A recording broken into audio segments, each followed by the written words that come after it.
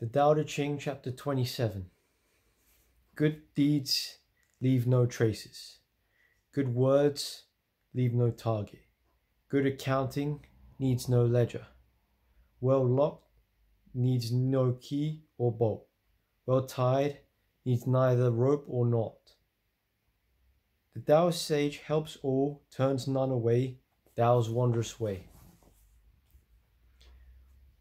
All people are usually trying to help people in a way that they can be seen as helping people. They want to be recognized for the way they help people and the good that they do. Usually, most people don't like to give unless they can know that they're giving, either themselves or other people will know that they're giving. And it's very rare to give in such a way where you don't know you're giving and other people don't know you're giving. And there's an emphasis in this chapter on good deeds leave no traces. So nobody will know that somebody did something. Nobody will know how someone did something. Good deeds don't leave traces.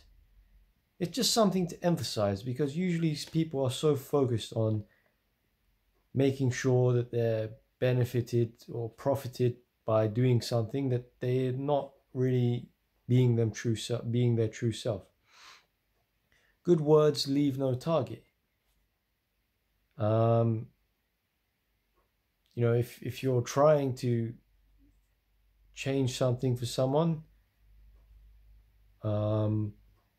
again, you're not acting naturally, because if you're trying to make someone understand something, it's like you have a goal and you're not really just freely being. Like a bear, actually, a story about a bear is that in winter, it eats lots of salmon just before winter comes. And just before winter comes, it leaves some of this salmon half finished all throughout the forest. And then it hibernates. And this fish that it left all throughout the forest, it actually replenishes and acts as fertilizer for the forest.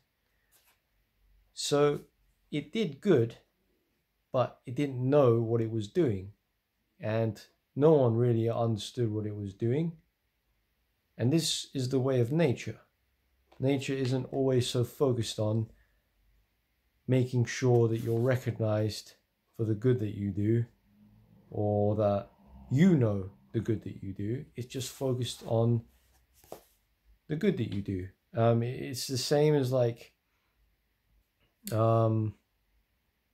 sometimes when you try to help another person, they might feel threatened because now you're in the position of superior to them sometimes, rather than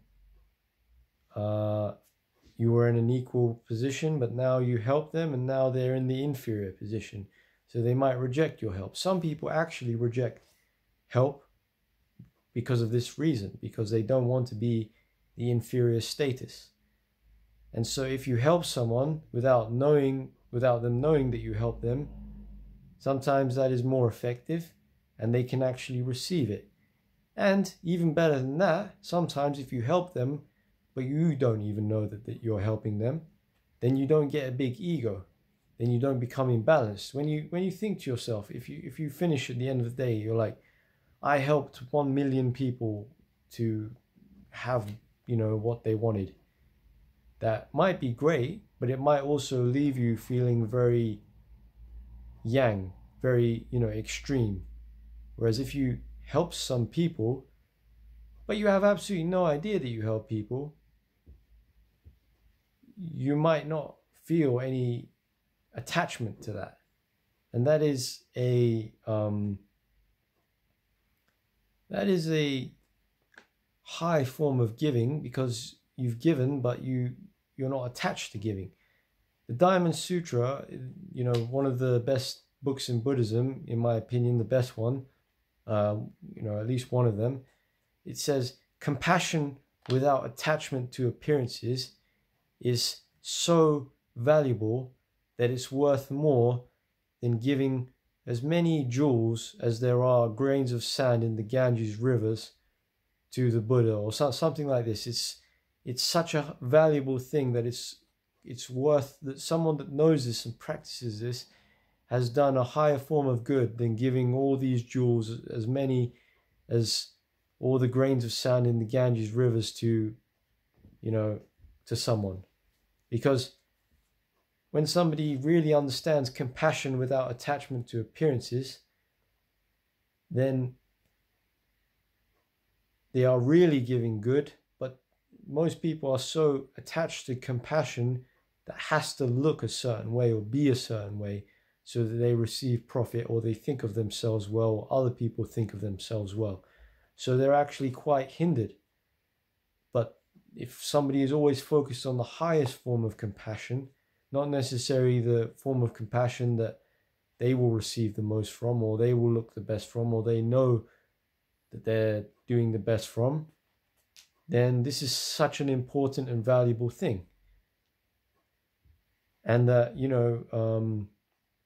there's also a section in the Dharma Sutra of Buddhism where, the Buddha constantly talks about people who embark on selfless dharmas, selfless ways of acting, giving without any self. They're fearless bodhisattvas, because it really takes a fearless person to act and think like this.